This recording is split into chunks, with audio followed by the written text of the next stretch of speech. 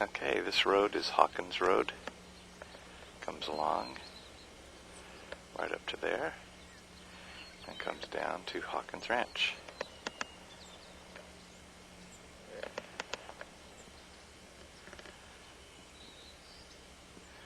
That's our ranch house.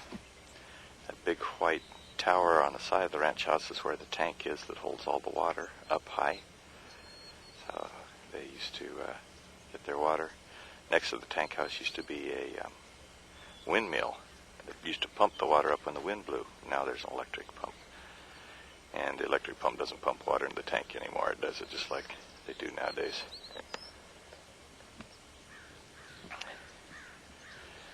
Then right down in there, that's the garage, and it has the 2 bedrooms above where the boys used to sleep. And then down here is one of the older barns, the red one. There's a workshop next to it. And one of the newer barns. Newer, they were built in the 50s, if you call that new. And those little round containers there is where used to store the oats or the barley grain in them before they shipped them out. Nowadays, the land that you see out this way, right up to about where those houses are, way out there in the distance, that's our property. And over there we run cattle. That microwave station there is on our property. So I don't see any cows out there. They must be all shipped off somewhere until the new batch comes in. Our property goes out to where those green trees are out in the distance. That's somebody else's property after that. But then when you get over here, this is all our property with the almond trees on it, and as far as you can see out there, that's our property. Goes on for quite a ways.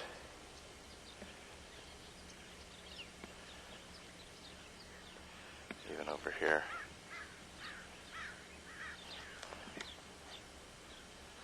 This is all our property over there on the other side of the road too, as far as you can see.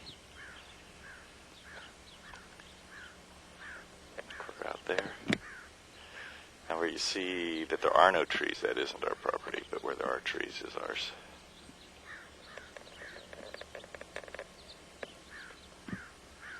Even way out there. It's all almond trees. I'm standing on one of the hills around the ranch here. The barn that I told you the story about throwing the pitchfork isn't here anymore. It used to be where that metal barn is now. Was the barn that I was talking about there. And it was also the same barn. It was similar to that one there, the red one, that came down the roof on the wagon.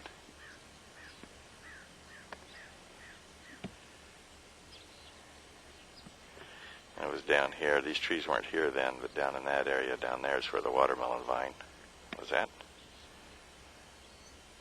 There's the porch we used to sit on. There's some same chairs have been there since I can remember. Still sitting there. Porch. If you look down the shadow of this hill, you can see my shadow way down there.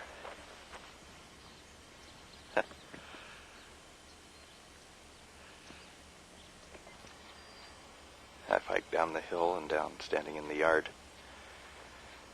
That's the garage, the 2-story, has the rooms over the top. There's just the trailer my parents come up and stay in when they come up to the ranch. They don't stay in the ranch house. That's the tank house. And the ranch house itself. Never guess what that little room is back there.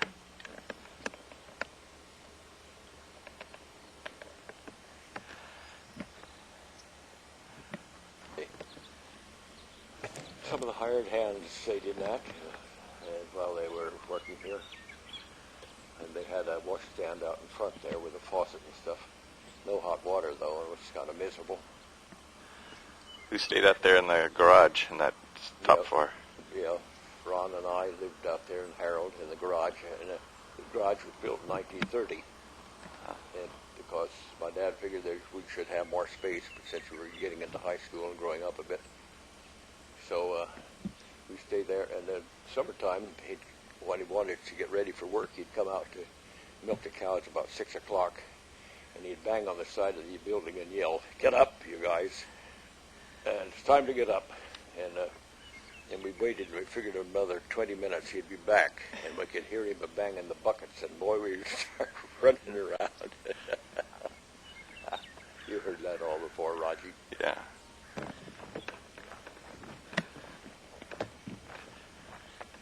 How long has this thing been here? Was this thing just built for kids to? Was that thing just built for kids to play on?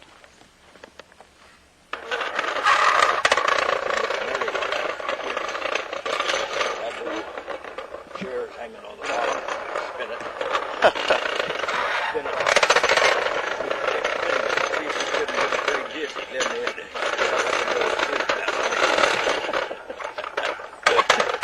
Seeds out here, and Ron and my twin brother and I watched him plant them right about in here. And he watched it day after day, and after about a month, there were some good-sized watermelons starting to grow on it. And one of us decided the old man was too interested in that, so we got a hold of a paring knife and came out here and traced the watermelon. It was only one big melon. We traced its vine clear back there and then cut it. And then watched Gramps' face after a week or two when the melon began to rot. And speaking of rot, we were just about as rotten as the kids could get. Who was the one who cut it, Dad? Huh? Who was the one who cut the vine? Well, that was always the debate. When Dad got after me, and I decided, I bet he got out of his way. He said, "Somebody cut that melon vine." So I made a beeline in the house, and I got under the bed. And I yelled, "Ron did it." And Ron got a whaling, and I laughed. We lived like animals out here, but it was fun. It's a ranch house, and it's unfortunate. Well, first of all, out here in the distance, we had what was known as the outhouse, and that was the first outdoor privy we had. Then the next step was this. You want to show them this? Sure. Well, this is a regular water closet, but it was still outdoors. But we used that for years. And then finally got so cold that we just felt like we had to be able to do it in the house. Come on in, let me show you the place. I presume it's enough light in here so that you can see. Now this is the dining room where we ate. My mother prepared food for all of us, 7 kids, and sometimes 2 or 3 hired hands. We had tables that were longer than this. And they would come in, and the hired hands would come in through this hall. To the door outside, they would walk through. Rather than walk through the kitchen, they would come through here and be seated. And her mother would do the work in the kitchen, and so she wasn't interfered with by people walking through it. And occasionally Grandpa would help her. Now Grandpa loved to smoke his pipe, and he would be in there helping her, and she didn't really need his help because he'd be huffing and puffing and smoking his pipe and blowing ashes all over the butter as he brought it in. And that went over like a lead balloon. And here's the kitchen in here. We had anyway, instead of electric stove here initially, we had a Wedgwood wood burner, and my mother was able to make cakes in the oven, and just using firewood, and she was able to make fine cakes because she knew exactly that she could taste to see if it was hot enough, and it would be. They probably wrap her finger with a Band-Aid on it or something. Then this was the sink, and we had running water. From the tank, and you saw the tank house out there, it had enough head pressure so that we had good running water here, and also we had a hot water heater right next to the stove here that was tied to the wood stove. And it was a lovely thing, only when they installed it backwards. So whilst it was heating up the water, the pipe that should have gone down to the bottom came to the top, and it would go gurgle, gurgle, gurgle, gurgle. And us kids got a laugh out of it because it sounded like Grandpa belching. Anyhow, we go in this other room, and I'll give you a picture of what's happening here. This is the living room. Years ago, right across here, we had a regular wall, one of the walls, and it had a door here and some glass. And this was the dining room, and this was the living room. So separated pretty much from the hired hands that came through. They, of course, had their own cabin and had their own society out there, which didn't amount to an awful lot, really. Okay, come in and I'll show you. Well, first of all, let's take a look through these bedrooms here where the rest of the family slept. And this bedroom here was the bedroom my sisters, when they were little kids, slept in here. Two of them slept here, and one slept with the mother's bedroom there, and we usually slept with the windows open so we had a good draft here. We didn't have air conditioning. It got pretty hot in the summertime, but we were used to the heat, and that's why we're all partly demented. But anyway, skip that. I was kidding you guys. Come in the bathroom here.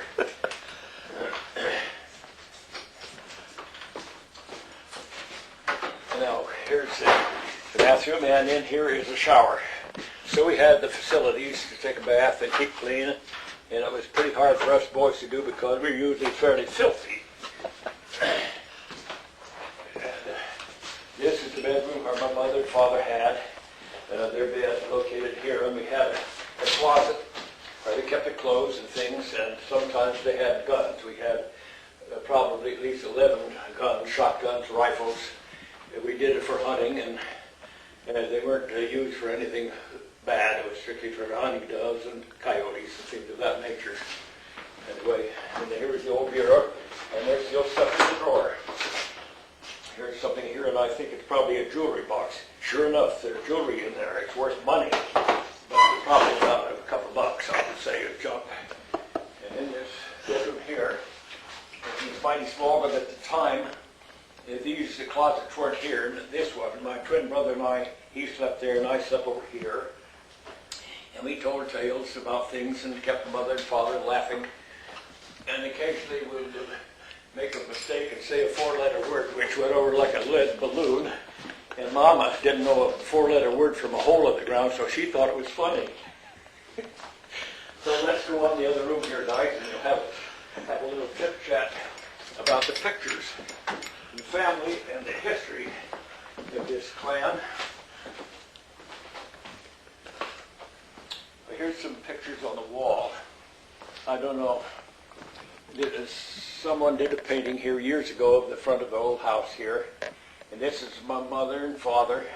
They were celebrating their 60th wedding anniversary, and this is a little cake they had. And right here is a picture of the whole family that was taken out in front of the house here, probably about, I would say, at least 30 years ago. But it turned out good, so we leave it in the house here. Nobody disturbed it. And it's pretty much, we had a big mirror on the wall, and we had a big piano here. We had a piano here once, and it was a cable company piano. And one day, my two sons, Roger Hawkins, I think Roger teaches school down around Merced somewhere. I know he's been telling tales about me and the watermelon deal. Don't believe a word of it because it's all true. Anyway, over here is a piano, and so one time Roger and his son Robert and my other son Tommy came here, and we took the piano from here. Lovely thing. I love to play on it. And we moved it out the back door, and as they were going, Roger put it on the trailer, and Robert said, "Grandpa, is there something you want me to play on it?" And I said, "Yes." Son, as you're leaving the place, and I'm almost tearful about it, he was playing The Happy Farmer. The Happy Farmer, as he drove out the road. And it was lovely, I tell you. And that, too, was a crock. Well, anyway, come in here, guys. You may have to edit some of this filth, son. I'll open the drapes so we have a little better light. Now, to start with the pictures in here. This is my father when he was married, and Dad was about 20 years old when he married my mother here. And my mother came from up around Siskiyou County, which is Northern California, and she was a native daughter. Her dad was born in Siskiyou County just after the Civil War, just before the Civil War, rather. And her grandfather came from England, and he traveled to New York from England, and he was 14 years old by himself. He came to New York, and then he moved up to Minnesota and worked for some farmers there. And then during the gold rush in California, he came out to Nevada City and all of the Milner country, and then moved up to Siskiyou County, where he had 2 mines and did some farming. So she's a native daughter. Now this man is my grandfather, Robert Timothy Hawkins, and he's my father's dad. And that's my grandma. Her name is Molly Yancey, and she's one of the famous Yanceys from the Georgia and the North Carolinas. And Granddad is from North Georgia, from Marietta, and also Woodstock. And so they're Southerners by background, and they came to California in 1891, which is 106 years ago. Of course, they never lived that long. They passed away in their early life at about 85. And this side over here, this is William Washington Hawkins and Cicely Ann Haney Hawkins, his wife. They are the mother and father of Grandpa Hawkins over here that we just saw. And he was a lieutenant in the cavalry in the Battle of Atlanta, a Southerner, and he fought with his 2 brothers, and they were both musicians in the military for the Southern sides. And Grandma, of course, kept the place there, and at the end of the war, as you know, if you've studied history, Sherman came through, and Abraham Lincoln sent Sherman down through to show the Georgians what he thought of them.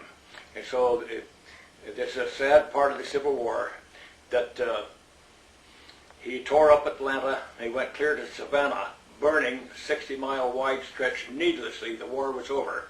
And the Southerners still dislike Lincoln and Sherman for that, which is despicable, literally.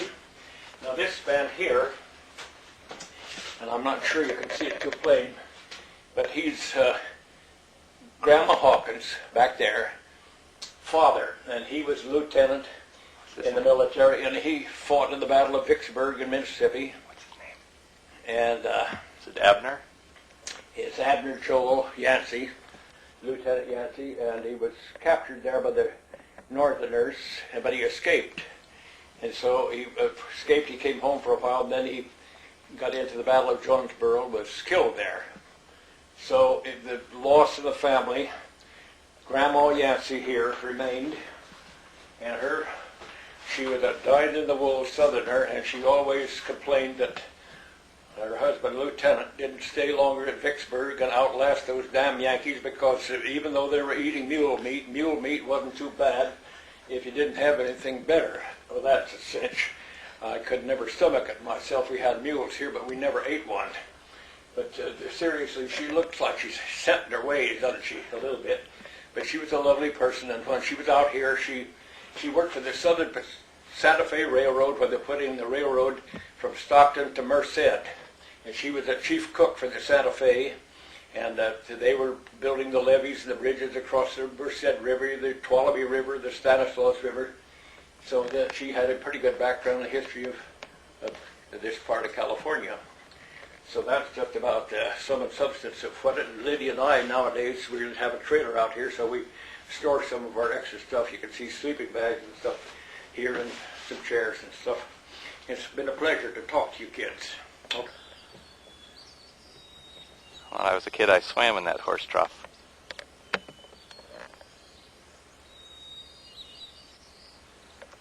Yeah, that's where we learned to swim. I think Mare is big. It's the old-fashioned outhouse.